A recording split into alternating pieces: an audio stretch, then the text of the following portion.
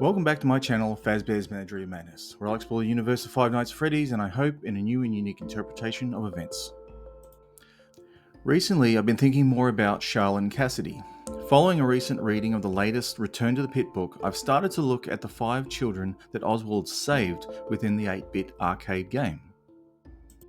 Within that story, Oswald became aware that giving cake to the children would defeat the monster who is Spring Bonnie.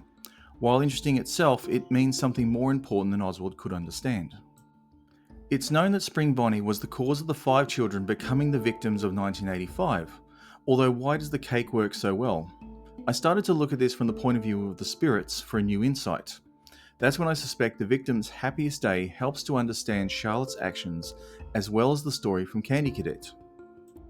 Within the story of the young woman and the 5 keys, it seems the community has agreed that this is Charlotte and the puppet story, to which I would agree. The young woman has the ability to leave the room and save a child, although only one. The story talks about how 5 keys would unlock one of 5 doors, and that she can only leave her room with one key, not all 5. A very cryptic instruction. Then I wondered about some of the finer points of the puzzle. 5 keys, 1 door. One particular door. The keys weren't unique, as each seemed to be able to do the same thing. It was the door that was special. One door. Which one?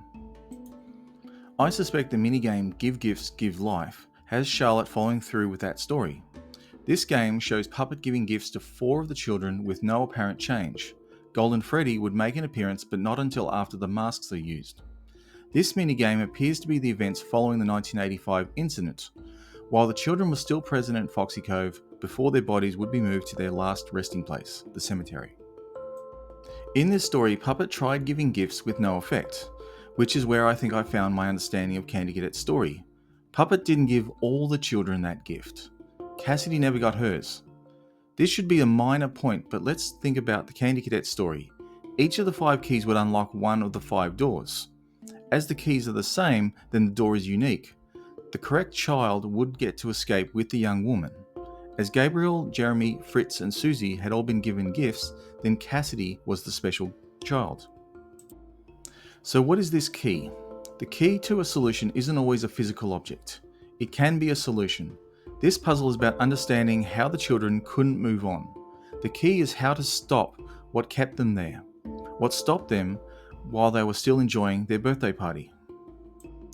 Within the logbook, in a conversation between faded text and altered text, the mention of "the party was for you" is used. There are many interpretations for these questions. I suspect the questions were asked by someone looking for the crying child. Cece's party was in 1983 at Fredbear's. Cassidy would respond as her party was in 1985, and I suspect the party was for her. Cassidy had been in a loop along with the other children, reliving their happiest day over and over. The party at Freddy Fazbear's that grouped the children together was for Cassidy. It was her birthday. Cassidy wasn't the intended child that Faded Text was looking for, although Cassidy did respond to her party. So why was Cassidy the key? When the puppet gave gifts to the other 4 children, it was using those keys.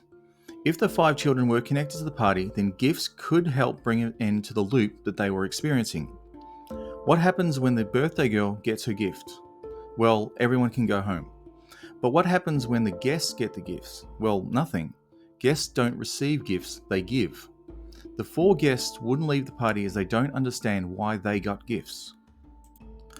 The line from Candy Cadet about "of course it didn't work" was correct, as the birthday girl needed to end the party. Charlotte didn't follow through with the last present. By giving up and changing her strategy was Charlotte's mistake. She didn't understand why the present was the key. For decades, Charlotte would continue to protect Cassidy and the other children. By the time the 4th closet, the 4 children would move on, although even by Ultimate Custom Night, Cassidy and Charlotte would still be together.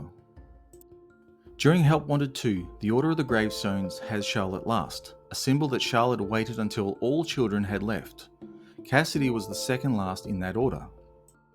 Even in the movie, it is interesting how Cassidy didn't make an appearance. Did the other children protect her by excluding her? The 5th child in the movie is likely Michael Brooks. Michael was at the restaurant in 1985 with his friends, although he wasn't part of Cassidy's party. Michael crossed paths with Spring Bonnie and unfortunately became a victim. Michael wasn't part of Cassidy's birthday party, so the keys wouldn't work on him. So what about Oswald again? If a present for the birthday girl would allow her to end the party, then what would Kate do?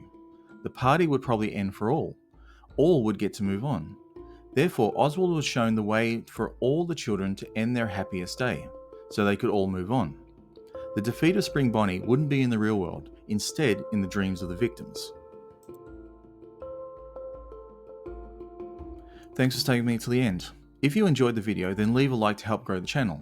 To find out when new videos become available, subscribe for future content.